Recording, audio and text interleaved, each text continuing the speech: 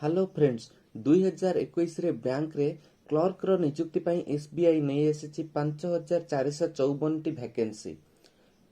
एहार संपूर्ण विवरणी जानिबा पई एई भिडियोटी को शेष पर्यंत देखंतु।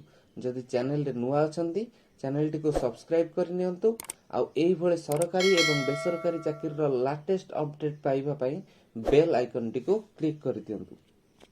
एसबीआई क्लर्क 2021 नोटिफिकेशन रे जूनियर एसोसिएट पई वैकेंसी थिबार मेंशन करा जायछि। तेबे आसंतु जानिबा एहाकु आवेदन करिवार किछिटा इंपोर्टेंट डेट विषय रे। SBI clerk notification release date April 26 2021। एहाकु एप्रिल 27 तारिख रु मे 17 तारिख मध्य रे आवेदन करि परिबे। जून मासरे एडमिट कार्ड बाहरिबो एवं सही मासरे प्रिलिमिनरी एग्जाम मध्य हेबो। क्लर्क प्रिलिम्स रिजल्ट बाहरिबो जुलाई मासरे एंड मेंस एडमिट कार्ड मध्य से जुलाई रे बाहर जिवो। एसबीआई क्लर्क मेंस रो एग्जाम डेट रहउची जुलाई 31 2021। आसंतु जानिबा एहारो एप्लीकेशन फी विषय रे। तो जनरल किंबा ओबीसी किंबा ईडब्ल्यूएस कैंडिडेट को पई फी रही 750 टंका।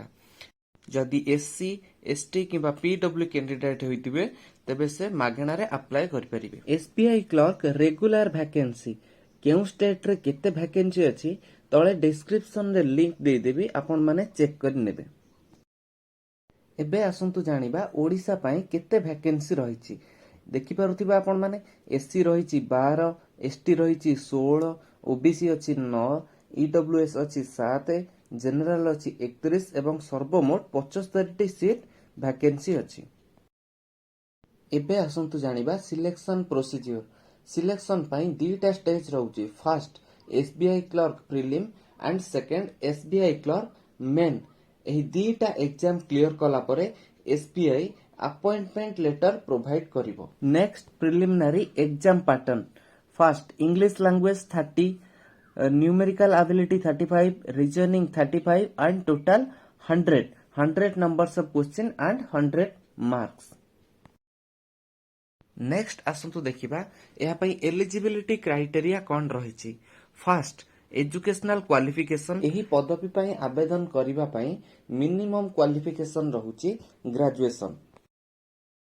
आ एज लिमिट 20 रु 28 वर्ष बयस मध्य रे रहुछि। आ देखि पारुथिबे एज रिलैक्सेशन एज पर क्राइटेरिया एठी मेंशन करा जायछि। भिडियोटी को शेष पर्यंत देखिथिबारु बहुत बहुत धन्यवाद। जदि भिडियोटी आपनकु भलो लागे तेबे निहाती कमेंट सेक्शन रे हमकु जणाइबे।